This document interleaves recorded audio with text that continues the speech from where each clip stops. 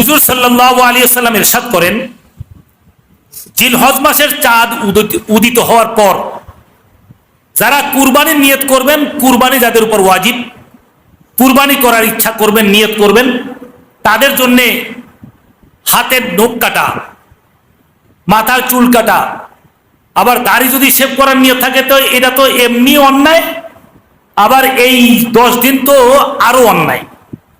এই জন্যে দাড়ি, মুছ, চুল, হাতের নখ, গুপ্ত অঙ্গ এইগুলো পরিষ্কার করা থেকে যেন তারা বিরত থাকে।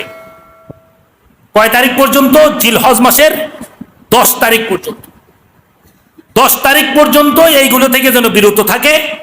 আর বিরত থাকলে লাভ হবে কি? যখনই সে কুরবানি করার পরে তার ক্রয়কৃত বা গৃহপালিত চতুষ্পদ প্রাণী যে কুরবানি করবে, এই কুরবানি করার পরে আঙ্গুলগুলো থেকে যখন সে নখ পরিষ্কার করবে, চুল ছাড়বে, মুছ পরিষ্কার করবে, গুপ্ত অঙ্গ পরিষ্কার করবে, প্রত্যেকটা অঙ্গের বিনিময়ে আল্লাহ তাআলা আলাদা আলাদা পৃথক পৃথক ভাবে এক একটা করে কুরবানির নেকি আল্লাহ দান করবেন।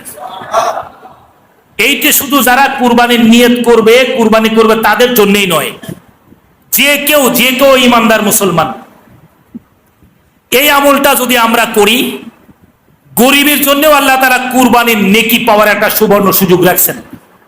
আজকের এই বেলা ডুবার আগে নিজের আঙ্গুলগুলো, নখ পরিষ্কার, মুছ পরিষ্কার, গুপ্ত অঙ্গ পরিষ্কার, মাথা পরিষ্কার, যেখানে বগল পরিষ্কার, অবাঞ্ছিত পশমগুলো যে শরীর থেকে দূর করা হয়, এইগুলো যদি আমরা আজকে দিনের মধ্যে শেষ করে ফেলে কালকের থেকে আর যদি এইগুলো আমরা হাতে না দেই, হাত না লাগাই, একবার ঈদের নামাজ পড়ে কুরবানি করার পরে সকলেই কুরবানি করবে, যার যার কুরবানি। ধনীরা কুরবানি করবে পশু, আর আমরা কুরবানি করব নখ। আমরা কুরবানি করব, গরিবরা কুরবানি করবে কি?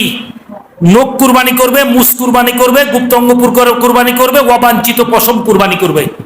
আল্লাহ তাআলা তাদের আমলনামাতে এক একটা করে কুরবানির নেকি দান করবেন। মোহতারাম হাজিরিন, এই একটা মাসলা।